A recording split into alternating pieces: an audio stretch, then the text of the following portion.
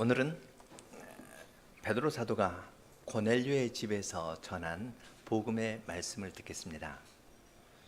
고넬료는 가이사랴에 살았고 베드로는 요빠에서부터 한 50km 걸어서 올라가서 가이사랴에 들어갔습니다.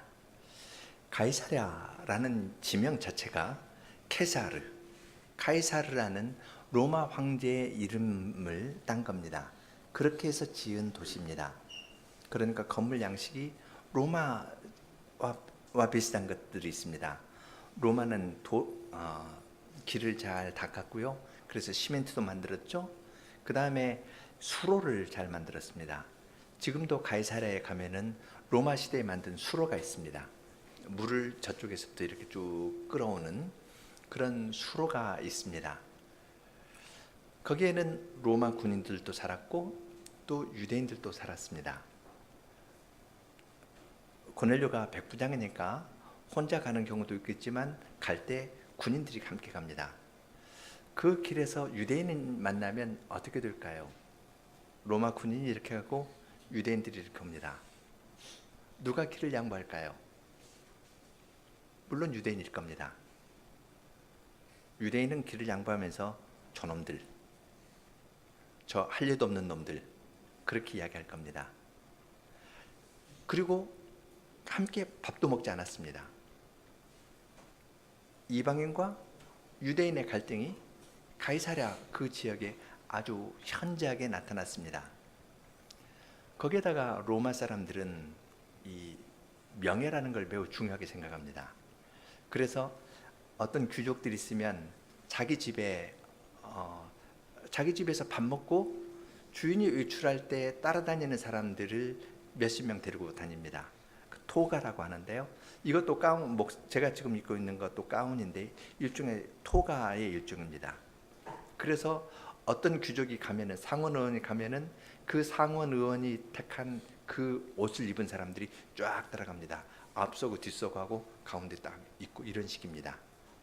그래서 이런 사람을 자기 집에서 먹여주는 사람을 클라이언트라고 합니다.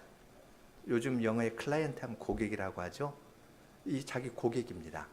자기 집에 있고 자기 클라이언트를 데리고 다니면서 토가를 입혀가지고 행진합니다. 군인들의 행진도 있고요. 귀족들의 그런 행진도 있습니다. 귀족이 누가 오면 그런 식으로 달릴 겁니다. 거기에 유대인이 있습니다. 그런데 고넬료라는 사람이 유대인 회당에 갔는데 개종자가 아니기 때문에 그는 할례를 받지 않았기 때문에 이제 경건한 사람 측에 속하는데 회당에 가면은 누가 주인인가요? 이방인은 못 들어갑니다. 어떤 거 배우기는 해도 좀 밑으로 놓습니다. 그래서 할례자들은 저 할례 없는 이방인들, 로마인들은 저 지저분한 놈들, 저 우쭐해하는 놈들 하면서 서로 이렇게 갈등이 있었습니다. 그러한 배경에서 고넬료 사건의 이야기를 읽으면 조금 더 생생한 것이 있습니다. 베드로 사도가 처음 이야기를 할 때 예수 그리스도께서 만유의 주로서 화평의 복음을 전했다 했는데, 그리스도께서 화평의 소식을 전했다는 것이 이러한 로마 사람과 유대인, 이방인과 유대인의 갈등이 있는 상황에서 어떠한 의미를 지녔겠는지 한번 생각해 보십시오.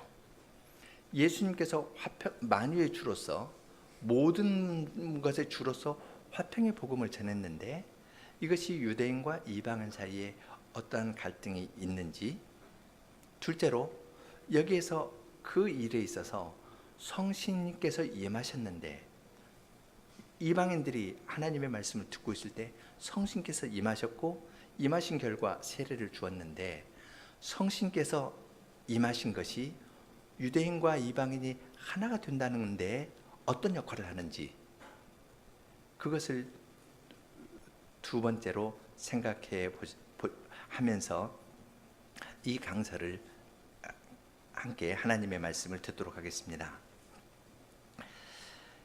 고넬료의 집에 들어갔을 때 이제 고넬료는 베드로 앞에 엎드려서 경배를 하니까 베드로가 일어나라, 나도 사람이다 하면서 이렇게 가지고 서로 이야기를 하면서 집 안으로 들어갔습니다. 문 앞에 서서 영접하다가 이야기를 하면서 들어간 걸 보니까 아마 집이 좀 컸던 것 같습니다. 대문하고 이 안하고 좀 거리가 있어서 이야기를 하면서 들어갔습니다. 들어가서 보니까 사람들이 많이 있었습니다. 그 사람들을 보았을 때 고넬료가 베드로에게 말합니다. 주님께서 당신에게 명하신 모든 것을 듣고자 하여서 우리가 하나님 앞에 섰습니다. 그렇게 말합니다. 베드로의 말을 통해서 듣는데 주님께서 당신에게 가르치라고 명한 모든 것을 듣겠다. 시간은 자유입니다. 30분 해주십시오, 1시간 해주십시오가 아니라 말한 모든 것을 듣겠습니다. 여기서 머물면서 모든 것 다 듣겠습니다. 그런데 하나님 앞에 우리가 섰으니까 하나님께서 하시는 말씀을 우리는 그대로 듣겠습니다 하면서 이야기를 합니다. 어떤 사람이 자신을 높이면서 할 때 자칫하면 우쭐해가지고 퍼질 수가 있는데요, 베드로의 기록된 설교는 아주 잘 조직이 되어 있습니다. 첫 부분은 인사말이고 그 다음에 예수 그리스도에 관한, 예수 그리스도의 생애와 죽으심과 부활에 관한 복음의 선포이고, 셋째는 예수 그리스도께서 심판하신다는 사실과 예수를 믿으면 죄 용서함을 받는다 하면서 초청하는 것으로 베드로의 설교가 구성되어 있습니다.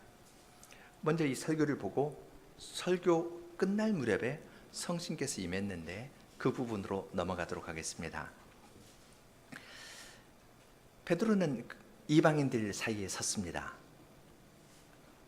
아마 고넬료니까 군복을 입었다면 그 로마의 군복을 입거나 아니면 고넬료 사람이면 같은 류의 옷을 입었을 수가 있습니다. 그 사람들에게 하나님은 사람을 외모로 취하지 아니하시고 각 나라 중 하나님을 경외하며 의를 행하는 자를 하나님께서 받으시는 줄 알았다고 이야기를 합니다. 하나님께서 사람을 외모로 취하지 않는다는 말은, 여기서 외모는 잘생겼다 못생겼다는 말이 아닙니다. 키가 크다 키가 작다는 것도 아니고요, 훌륭한 사람 훌륭하지 않은 사람 그 말도 아닙니다. 각 나라 중 하나님을 경외하는 사람을 택했다 이야기를 하는 걸 보면은, 여기서 외모라는 것은 이방인과 유대인 이것을 구분하지 않는다는 말입니다. 베드로 사도가 고넬료를 만났을 때 하나님께서 내가 정하다 한 것을 내가 부정하다 하지 말라 하면서 나를 보냈기 때문에 왔다고 이야기했습니다. 그래서 여기서 외모라는 말은 하나님께서 민족을 보지 않는다, 베드로가 본 환상하고 연결되어 있습니다. 환상 가운데 정한 동물도 있고 부정한 동물도 있는데 이것이 모두 하나님 앞으로 올라갔습니다. 그러니까 지금 이방인이나 유대인이나 함께 하나님 앞에 올라가니까 외모로 판단해서는 안 된다. 하나님은 사람을 외모로 보지 않는다는 말을 했습니다. 외모를 취하지 않는다는 말은 신명기에도 나오는 말입니다. 신명기 10장 17절, 18절, 19절 보면요, 너희 하나님 여호와는 신의 신이시며 주의 주시오 크고 능하시며 두려우신 하나님이라. 사람을 외모로 보지 아니하시고 뇌물을 받지 아니하시고 고아와 과부를 위하여 신원하시며 나그네를 사랑하사 그에게 식물과 의복을 주시나니 너희는 나그네를 사랑하라. 전에 너희도 애굽 땅에서 나그네 되었음이라. 그렇게 이야기를 합니다. 신명기에서 사람을 외모로 취하지 않는다는 말은 하나님께서 힘 있는 사람, 부자 이런 사람에게 더 중요하게 보지 않는 것이 아니라 중요하게 보지 않는다고 말씀하시는 겁니다. 이스라엘 백성이 애굽에서 나그네 되었던 것을 생각하면서 이들도, 이스라엘 백성도 사람을 외모로 판단하지 말고 부자라 해가지고 힘 있는 사람이라 해서 재판을 굽게 하지 말라고 이야기했습니다. 이스라엘 백성에게 요구하시는 것은 그들도 나그네였다. 애굽 땅에서 나그네였고 볼품없는 사람이었고 이러한 자를 하나님께서 돌아보신다고 가르쳐 주었습니다. 그러한 말을 베드로 사도는 이방인에게 적용을 해서 하나님께서는 하나님을 경외하고 가난한 심정으로 오는 사람을 하나님의 백성으로 부르시고 택한다고 이야기를 합니다. 이제 이 부분 읽을 때 한 가지 떠오르는 의문이 생기는데요. 고넬료가 이렇게 말했으니까 예수를 믿었던 사람 아닌가? 하나님을 믿었던 사람 아닌가? 이제 그런 생각이 떠오르기도 하고 그 이야기를 하는데요. 그런데 이 본문은 그런 것을 구원의 서정이나 순서에 관해서 이야기하는 건 아닙니다. 마지막 절 43절에 저를 믿는 사람이 그 이름을 힘입어 주의 사함을 얻는다 하면서 베드로 사도는 복음을 전했습니다. 그리고 11장 18절에서도 하나님께서 이방인에게도 생명 얻는 회개를 주셨다 그렇게 했지, 이미 고넬료가 신자였다라든지 참 신자였다든지 뭐 그런 식으로 이야기를 하지 않습니다.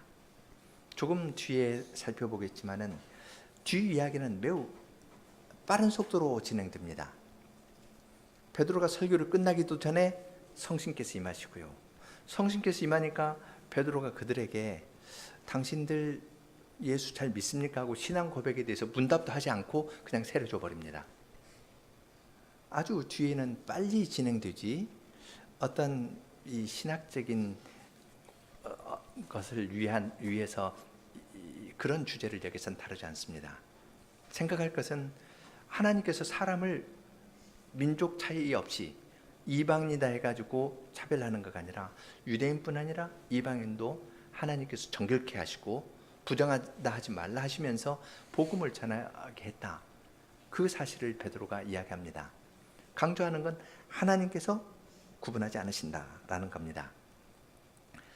그 다음에 베드로 사도는 계속해서 예수 그리스도에 대해서 소개를 하는데 36절에 만유의 주 되신 예수 그리스도로 말미암아 화평의 복음을 전했다고 이야기합니다. 예수님은 만유의 주가 되시는 분이십니다. 만유의 주가 되시는 분이 화평의 복음을 전하셨습니다. 평화를 주는데 평화를 주는 사람의 위치나 능력에 따라 가지고 평화가 미치는 범위가 달라집니다. 지금 여기에 평화라고 이야기한 것은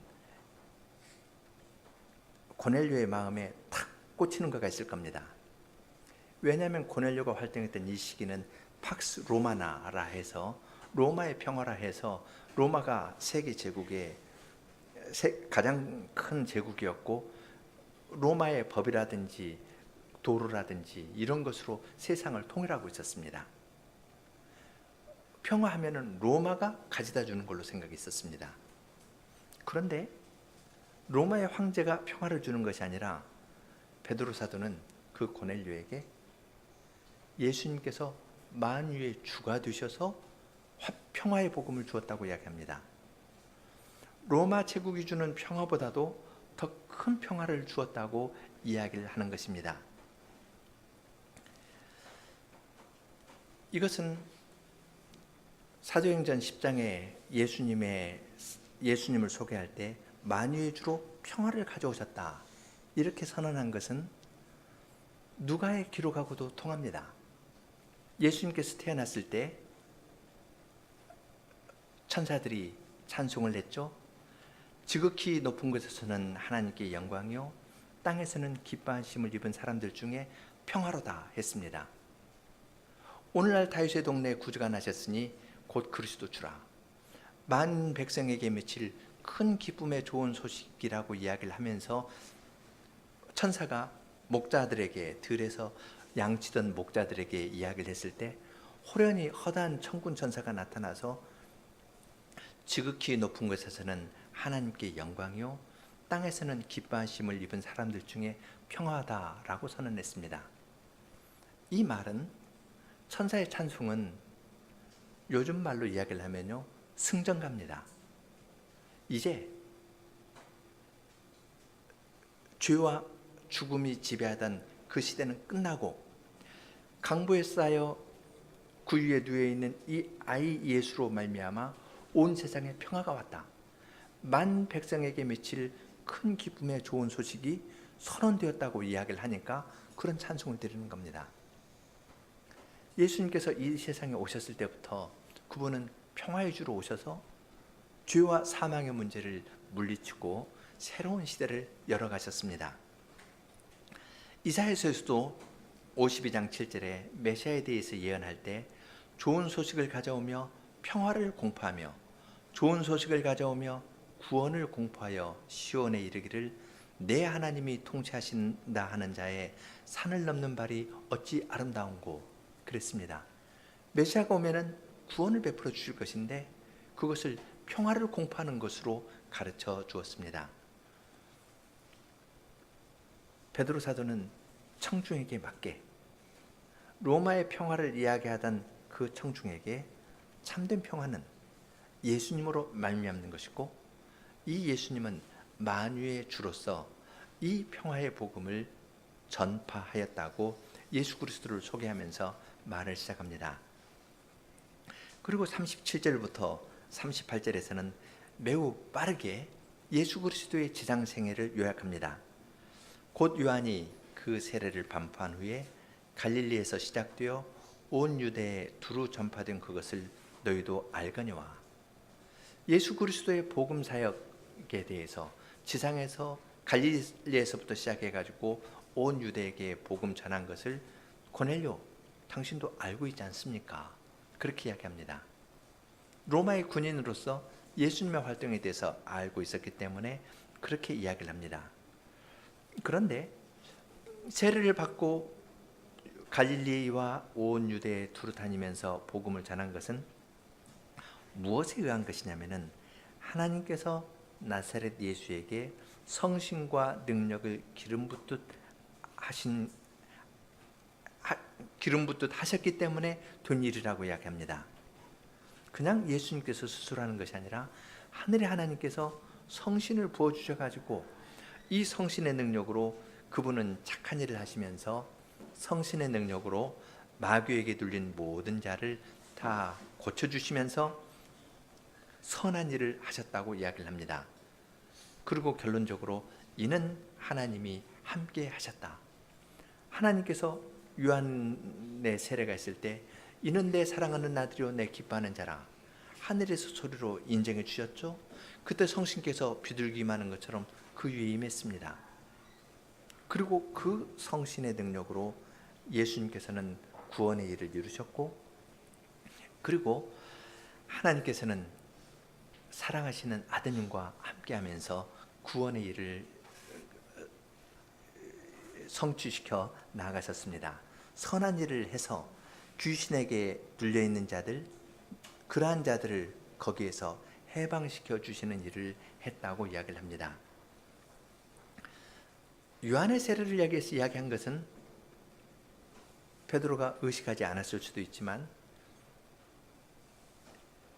요한의 물세례에서부터 예수님의 공생애가 시작되는데 요한은 내 뒤에 오실 자는 성신과 불로 너에게 세례를 줄 것이다 하면서 그걸 가르쳤습니다.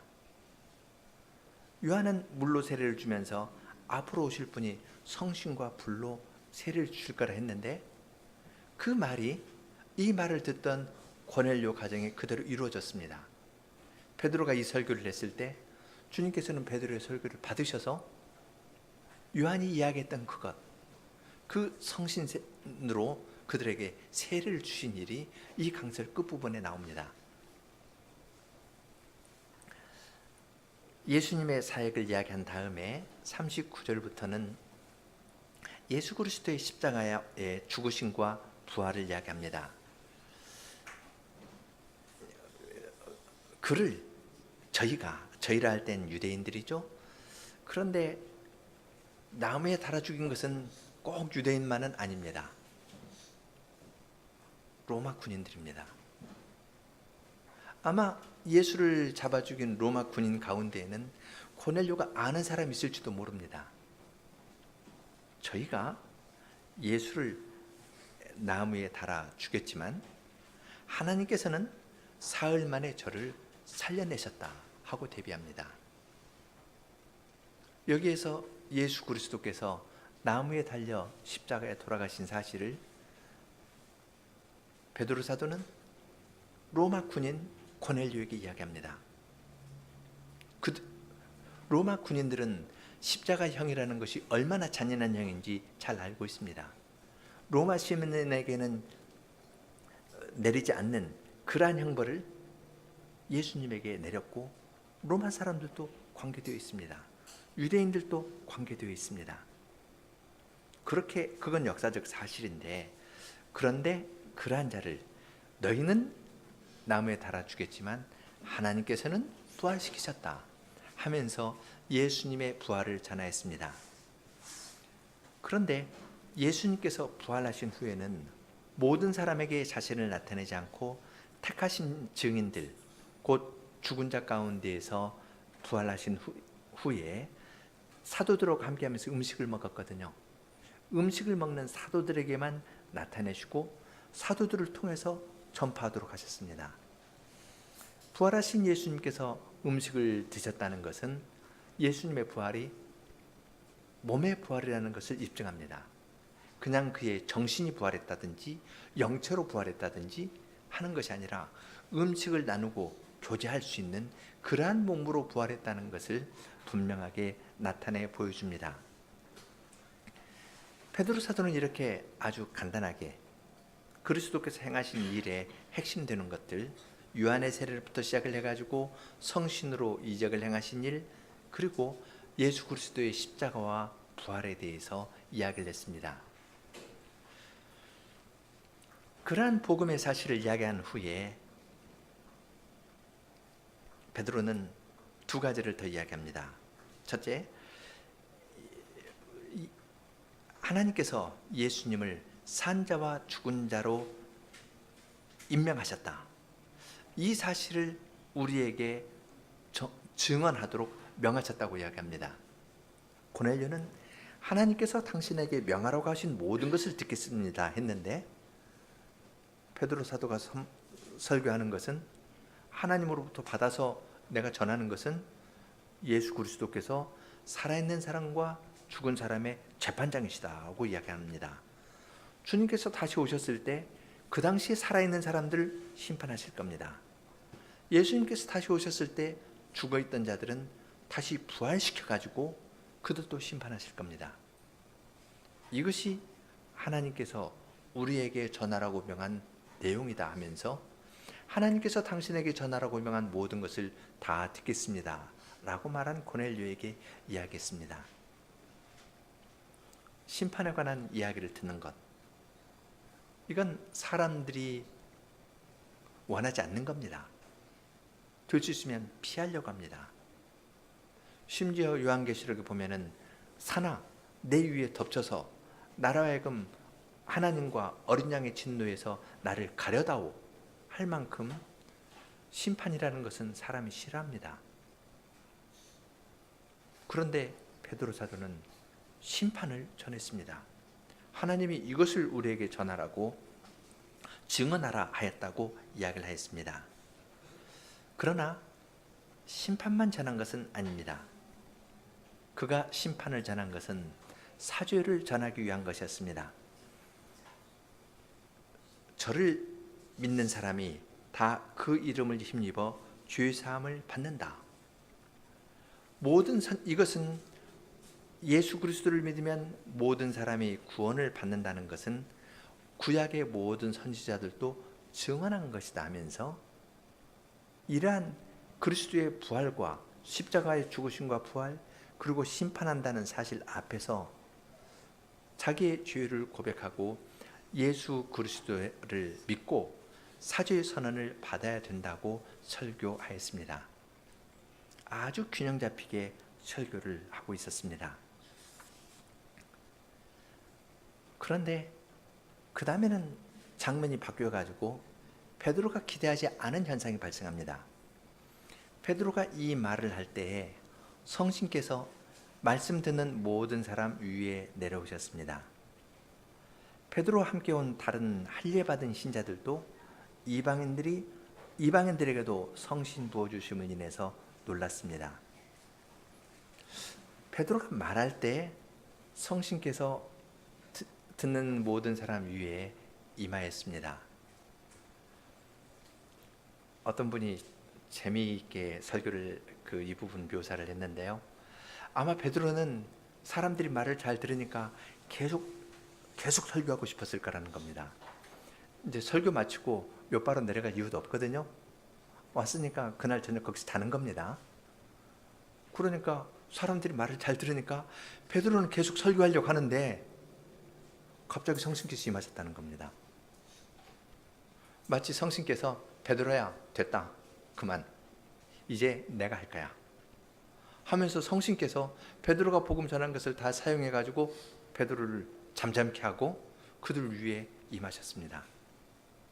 그러니까 그들이 성신의 감동으로 말미암아 다른 나라 방언으로 말하면서 하나님을 높였습니다.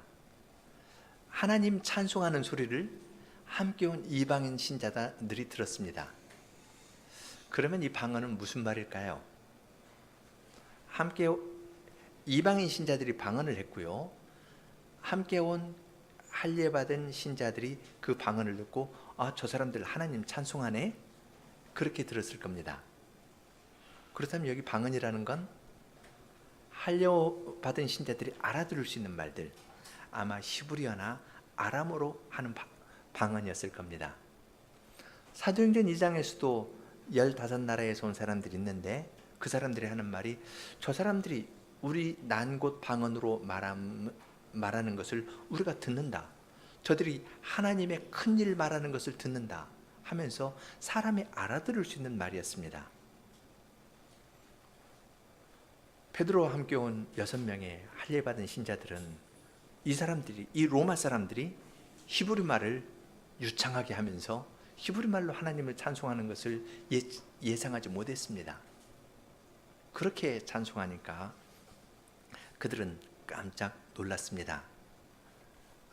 하나님께서는 설교자 베드로를 잠잠케 하시고 이방인의 입에 하나님을 찬송하는 말을 넣어서 성신의 능력으로 그들이 하나님을 찬송했습니다. 그러니까 그들은 사도행전 2장에서 자기들에게 성신께서 임해가지고 알지 못하던 다른 나라 방언으로 말한 것이 자기들에게 생생한데 지금 자기 눈앞에 있는 로마인들이 자기들도 방언한 건 아닙니다. 자기들은 증언하는 거예요. 자기들은 입 다물고요. 이 로마 사람들이 자기들이 알아들을 수 있는 나라 말로 방언하는 것을 듣고서 하나님께서 우리에게 주신 은혜와 똑같은 은혜를 저 사람들에게도 주셨구나. 그렇게 깨닫게 되었습니다. 하나님께서 유대인과 이방인을 차별하지 않고 우리는 할례받지 않은 사람이라고 부정한 사람들이라고 이렇게 했는데 한편으로는 길에서 만나면은 로마 사람들 피하고 길 양보하지만 다른 한편으로는 저 할례받지 못한 놈들 하면서 낮춰봤는데 하나님께서는 우리나 저 사람들이다 아무런 구별 없이 우리에게 주신 은혜를 저 사람들에게도 동일하게 주신다는 것을 깨닫게 되었습니다. 베드로는 이 지점에서도 조금 성미가 급하게 행동했는지도 모르겠습니다. 베드로가 가로되 이 사람들이 우리와 같이 성신을 받았으니 누가 능히 물로 세례 줌을 금하리요 하고 명하여서 그리스도 이름으로 세례를 주라 하였습니다. 조금 멈추고 방언하는 것이 다 끝난 다음에 자 우리 세례문답 좀 합시다. 세례문답. 당신은 하나님에 대해서 어떻게 믿습니까? 당신은 성경에 대해서 어떻게 믿습니까? 교회에 대해서 어떻게 생각합니까? 하고 1, 2, 3 해가지고 질문해가지고 세례 주지 않았습니다. 심지어 이 사람들이 예수 그리스도는 나의 구주라고 고백하는 것을 세례받기 전에 한번 해보라고 하고 그 다음에 세례 주지도 않았습니다. 이 사람들은 신앙 고백할 기회도 얻지 못한 듯합니다. 성령님께서 베드로를 입을 딱 다물게 하고 내려주시니까 베드로도 그걸 보고 여기 실질이 있네? 누가 물로 세례 줌을 금하리요 하면서 그리스도 이름으로 세례를 주었습니다. 하나님께서 행하신 일이 현저하게 드러나니까 그냥 그들에게 신앙 고백할 기회도 안 주고 바로 세례를 주는 것을 여기에서 볼 수 있습니다. 이들이 사도행전 10장에서 이방인들에게 성신께서 임한 것을 보면서 과거를 더 생각했을 겁니다. 베드로의 설교는 요한의 물세례에서부터 시작했습니다. 예수님께서 물로 세례를 받고 쭉 생애를 지상에서 성신의 능력으로 착한 일을 하시고 십자가와 부활 그리고 승천하셨고 다시 오셔서 심판하실 것이다 하는 복음의 내용을 쭉 이야기했을 때 그들에게 성신께서 임했습니다. 요한이 물세례를 전하면서 물세례를 베풀면서 내 뒤에 오시는 이는 성신과 불로 세례를 줄 것이다 했는데 성신으로 세례를 주는 일이 일어나게 된 겁니다. 하늘에 계신 그리스도께서 이러한 큰 일을 이루는 것을 그들은 생각하였습니다. 오직 성신이 너희에게 임하시면 너희가 권능을 받고 예루살렘과 온 유대와 사마리아와 땅끝까지 이르러 내 증인이 되리라. 이렇게 주님께서 말씀하셨는데 주님께서는 예루살렘에 오순절과 같은 성신을 내리셨을 뿐 아니라 복음이 사마리아에 전파되었을 때 사마리아에도 성신께서 임하셔서 이쪽으로 알 수 있게 되었습니다. 유대인과 사마리아인이 하나다. 이걸 드러냈었습니다. 남유다와 북이스라엘이 서로 갈라져 가지고 싸우고 있었는데 주님께서는 남유다와 북이스라엘이 갈라진 근본적인 원인을 그들이 죄 때문이고 우상 숭배 때문인데 이것을 성신으로 해소시켜 버리셨습니다.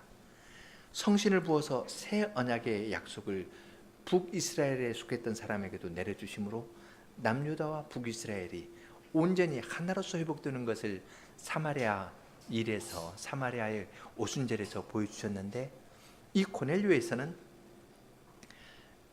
만유의 주가 되신 분이 이방인까지도 포함해서 온전히 회복시켜 주시는 것을 보내어 주셨습니다. 이것은 예수님의 탄생으로도 거슬러 올라갑니다. 예수님께서 태어나셨을 때 지극히 높은 곳에서는 하나님께 영광이요 땅에서는 기뻐하심을 입은 사람들 중에 평화로다 하였습니다. 평화가 이방인과 유대인 사이에 이루어진 겁니다. 이 사건은 베드로뿐만 아니라 이방인의 사도로 복음을 전한 바울의 말에서도 그 의미가 잘 드러납니다. 에베소서 2장 11절부터 쭉 읽어가면서 읽어가겠습니다.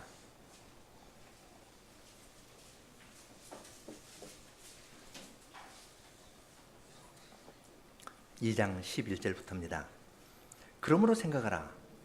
너희는 그때 육체로 이방인이요 손으로 육체 행한 할례당이라 칭하는 자들에게 무할례당이라 칭함을 받은 자들이라. 로마 사람들이었는데 가이사랴에서 무할례당이라고 상종도 안 해주고 사회에서는 더 높지만 더 이상하게 멸시를 받고 그랬었습니다. 그때에는 그리스도 밖에 있었고 이스라엘 나라 밖의 사람이라. 언약의 약속들에 대하여 유인요 세상에서 소망이 없고 하나님도 없는 자이다니 이제는 전에 멀리 있던 너희가 그리스도 예수 안에서 그리스도의 피로 가까워졌느니라. 그는 우리의 화평이신지라. 둘로 하나를 만드사 중간에 막힌 담을 넣으시고 원수된 것 곧 의문에 속한 계명의 율법을 자기 육체로 폐하셨으니 이는 이 둘로 자기 안에서 한 세 사람을 지어 화평하게 하시고 또 십자가로 이 둘을 한 몸으로 하나님과 화목하게 하려 하심이라. 원수된 것을 십자가로 소멸하시고 또 오셔서 먼 데 있는 너희에게 평안을 전하고 가까운 데 있는 자들에게 평안을 전하셨으니 이는 저로 말미암아 우리들이 한 성신 안에서 아버지께 나아감을 얻게 하려 하심이라.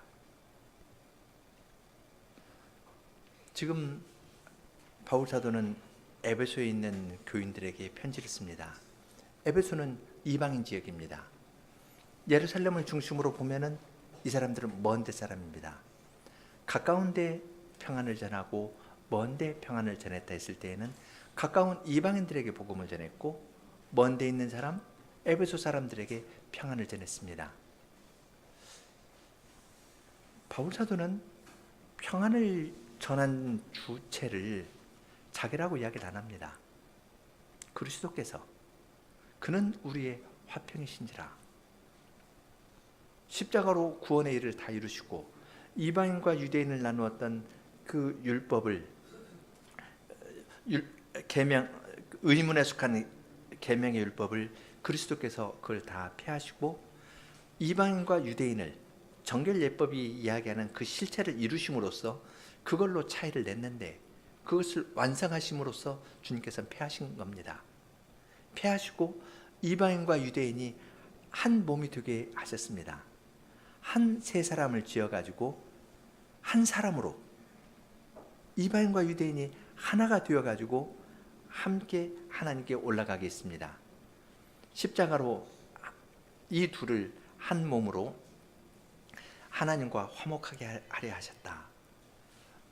예수님께서 오셔서 먼 데 있는 너희에게 복음을 전하시고, 복음을 전하는 건 바울 사도인데 바울은 자신이 한다고 안 했습니다. 나를 통해서 예수님께서 친히 너희들에게 먼 데 있는 너희에게 찾아와서 평안의 복음을 전했고 또 가까운 데에 있는 유대인들에게도 평안을 전했다. 18절 이는 저로 말미암아 우리 둘이 한 성신 안에서 아버지께 나아감을 얻게 하려 하심이라.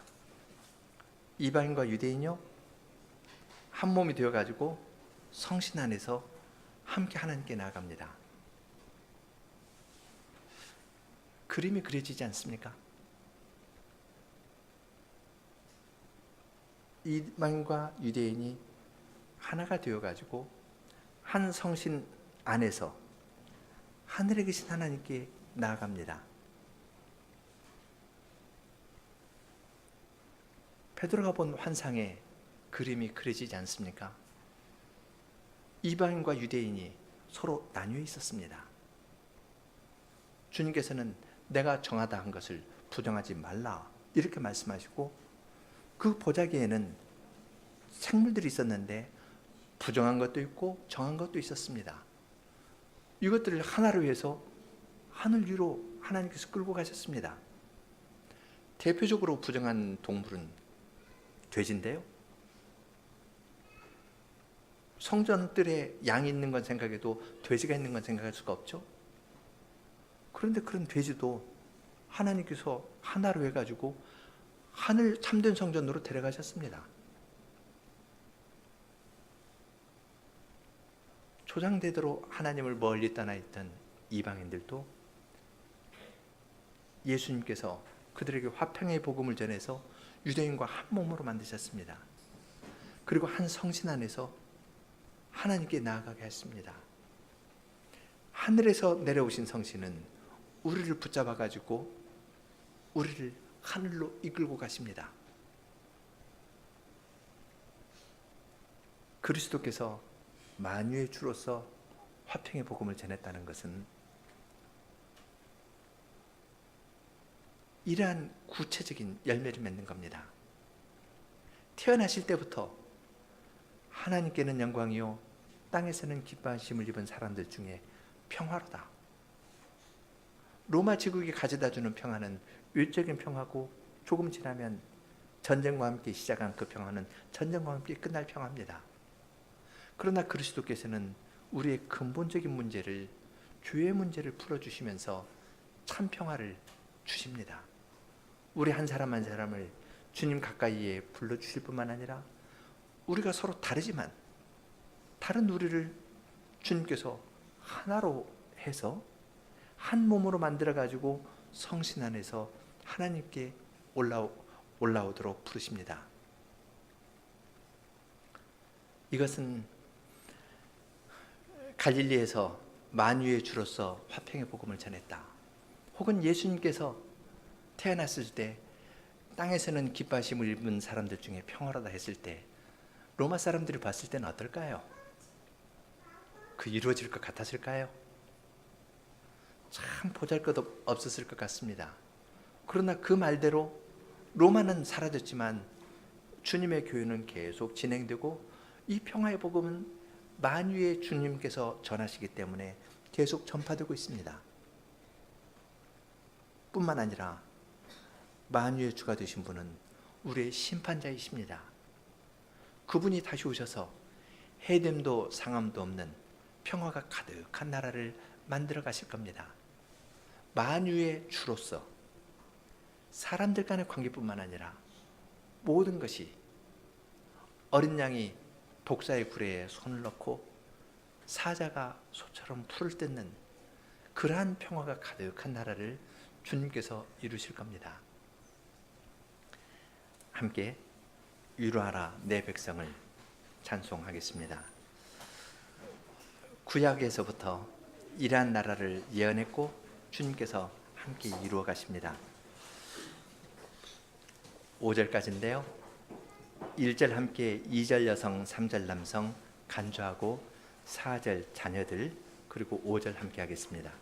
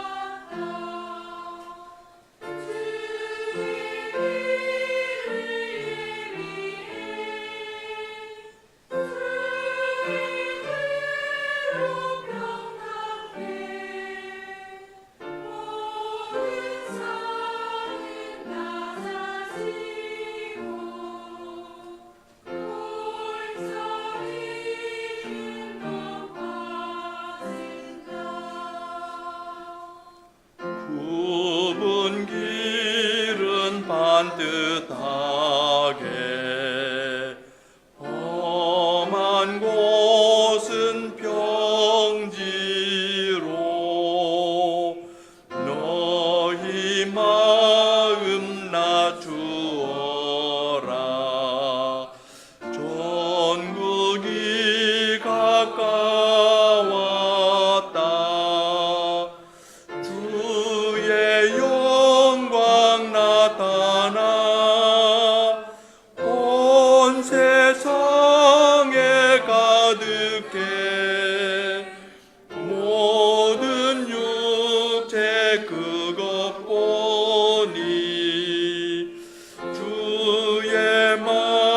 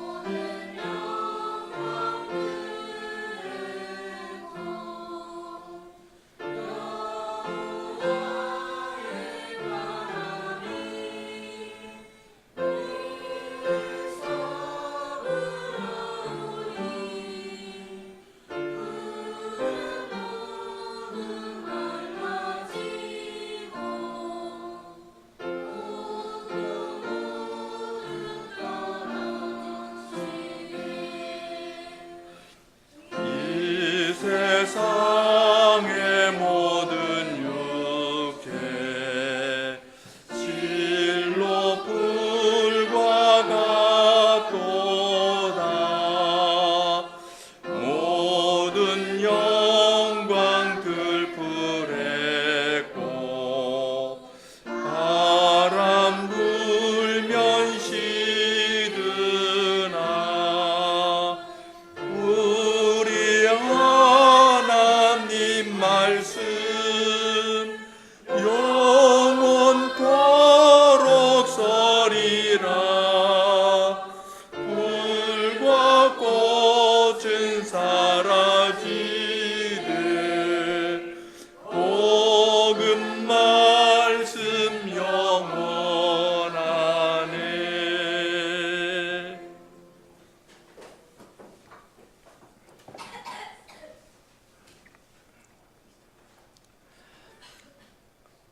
거룩하신 주님, 세상에서는 사람들이 무엇을 정복하고 이김으로써 평화를 얻으려고 합니다. 그렇지만 주님께서는 십자가로서 평화를 이루어 나가십니다. 주님께서 오셨을 때 이스라엘 백성들은 할례의 참뜻을 생각지 않고 할례에 담겨있는 하나님의 신실하심과 사람으로서는 아이를 낳을 수 없다는 연약함을 고백하는 것으로 할례를 이해하지 아니하고 외적인 할례를 가졌다 하여서 다른 사람을 무시하고 있었고, 또한 로마 사람들은 자기들이 무력으로 세계를 정복했다 하면서 다른 피정복민을 무시하고 있었습니다. 그러한 서로 자기를 주장하는 두 세력 가운데에서 평화를 이루어내는 것은 불가능한 것 같았지만은 주님께서는 십자가에 달리시는 방식으로서 가까이 있는 유대인에게도 복음을 전하시고 멀리 있는 이방인에게도 복음을 전하여 그들을 십자가로서 이루신 화평에 참여케 하여 주시고, 이방인과 유대인이 한 몸을 이루어 참된 평화 가운데에서 성신 안에서 하늘에 계신 하나님께 들리움을 받아 거기에서 만유의 회복을 바라보며 만유의 주제가 되신 주님께 찬송을 하면서 나아가도록 일을 이루어 나가십니다. 옛적에 거닐료 집안에서 이루셨던 그 동일한 일을 이 복음의 말씀이 선포되는 이 교회 안에서도 주님께서 이루시는 줄을 아오니, 저희들로 하여금 십자가로서 평화를 이루신 주님의 구속 사역을 묵상하면서 나를 나타내거나 내가 다른 사람 위에 있다는 것을 확인하면서 살아가려는 태도들을 다 버리게 하여 주시고, 그리스도의 십자가의 의미를 묵상하면서 자신이 주님께 가까워지고, 그렇기 때문에 부부 사이에서도, 부모와 자식의 관계에서도, 또한 교인과 교인의 관계에서도 하나님의 마음을 기쁘게 할 만한 아름답고 평화로운 모습들이 저희 가운데에서 잘 나타나게 하여 주시고, 그러한 화평의 복음으로 말미암은 열매가 주님의 교회에 가득하기 때문에 주님을 모르는 자들도 이 교회 안에 있는 화평의 복음과 그 열매들을 보고 여기에 과연 하나님께서 계시다 하며 자기의 죄를 고백하고 교회에 가입하는 일들이 계속 이루어질 수 있도록 저희에게 은혜를 내려주시기를 구합니다. 예수님 이름으로 기도합니다.